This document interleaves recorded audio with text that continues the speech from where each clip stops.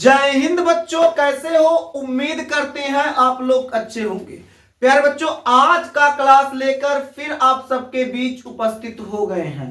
आज के क्लास में हम आपको बताने वाले हैं परागण के बारे में। यानी आज के क्लास में हम लोग किसका अध्ययन करेंगे? तो परागण का अध्ययन करेंगे। अब परागण में क्या, तो परागण का वर्गीकरण करेंगे, देखेंगे कितने भागों में वर्गीकृत किया गया है। परागण का एक क्लास नहीं लगेगा, एक से अधिक क्लास लगेगा। तो एक क्लास में सारी चीजों को पढ़ाना, सभी चीजों को बहुत बारीकी से बताना संभव नहीं है। क्लास बड़ा हो जाएगा, फिर वीडियो को अपलोड करने में समस्या आता है। इसलिए एक छोटा सा क्लास आज रहेगा, बहुत छोटा सा क्लास रहेगा। इस क्लास में केवल परागण का वर्गीकरण हम लोग करेंगे। तो सबसे पहले मुस्कुराते हुए हेडिंग कर लीजिए परागण।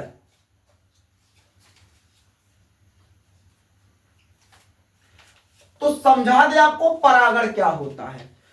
जो पुष्प होता है, पुष्प में नर भाग और मादा भाग उपस्थित होता है। यानी जो पुष्प में नर भाग पुंकेसर होता है, पुंकेसर के ऊपरी सिरे पर पराग कोष पाया जाता है। तो पराग कोष में किसका निर्माण होता है? पराग कण का। तो पराग कोष से पराग कण का वर्तिकाग्र तक पहुंचने की क्रिया को परागण कहते हैं। यानी जो पराग कणा है वो जब पराग कोष से निकलकर कहां पहुंच जाएगा? वर्तिकाग्र तक। उसी क्रिया को परागण कहेंगे। अब वर्तिकाग्र तक पहुंचता कैसे है, ये परागण क्रिया होती कैसे है, तो बाबू आगे बताया जाएगा, आप घबराइए नहीं। पहले हम लोग परागण का वर्गीकरण कर लेते हैं।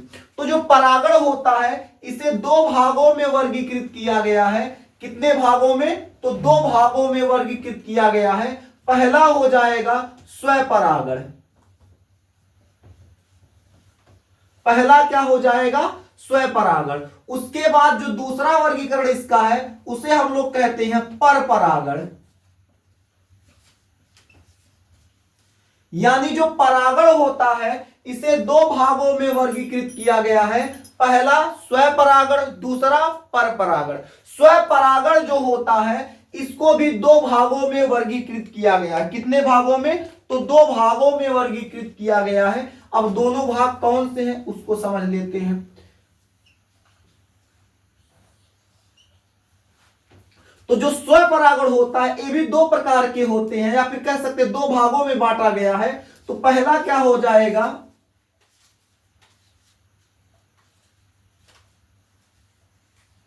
स्वयुग्मन।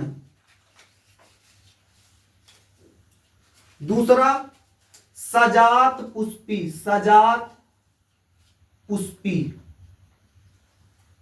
यानी जो स्वपरागण होते हैं वो दो प्रकार के होते हैं। कितने प्रकार के? स्वपरागण दो प्रकार के। पहला आपका हो जाएगा स्वयुग्मन, दूसरा हो जाएगा सजात पुष्पी। और बात करें अगर परपरागण की, तो परपरागण को भी दो भागों में वर्गीकृत किया गया है। किसके आधार पर? तो कारक के आधार पर दो भागों में। पहला हो जाएगा जैविक कारक के आधार पर हो जाएगा, दूसरा हो जाएगा अजैविक कारक।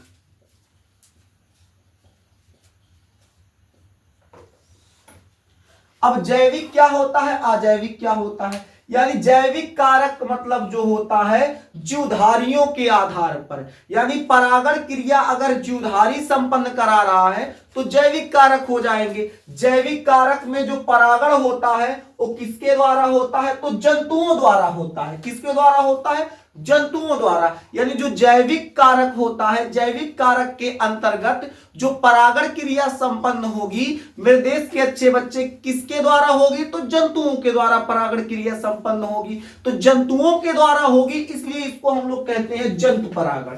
क्या कहेंगे? जंतु परागण।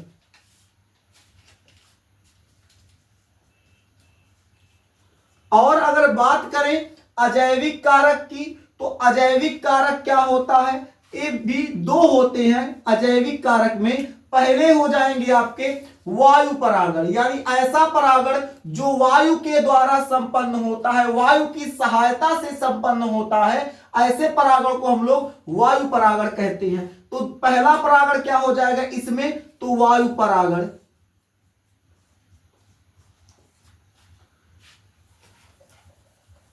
इसको ऐसे करके लिख देते हैं,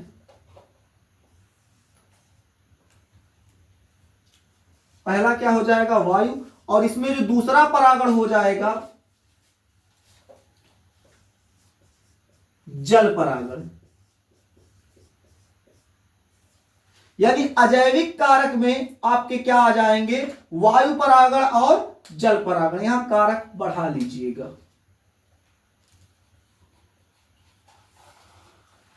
ठीक है, तो कहने का मतलब क्या है, स्वपरागण जो होते हैं उसके दो भाग होते हैं, पहला हो जाएगा स्वयुग्मन, दूसरा हो जाएगा सजात पुष्पी। अब स्वयुग्मन क्या होता है, सजात पुष्पी क्या होता है, सब बताएंगे जब आपको परागण करके आपको बारी बारी से समझाया जाएगा। स्वपरागण, पर परागण, स्वयुग्मन, सजात पुष्पी, ऐसा कोई टॉपिक नहीं होगा जो आपको समझ में नहीं आएगा।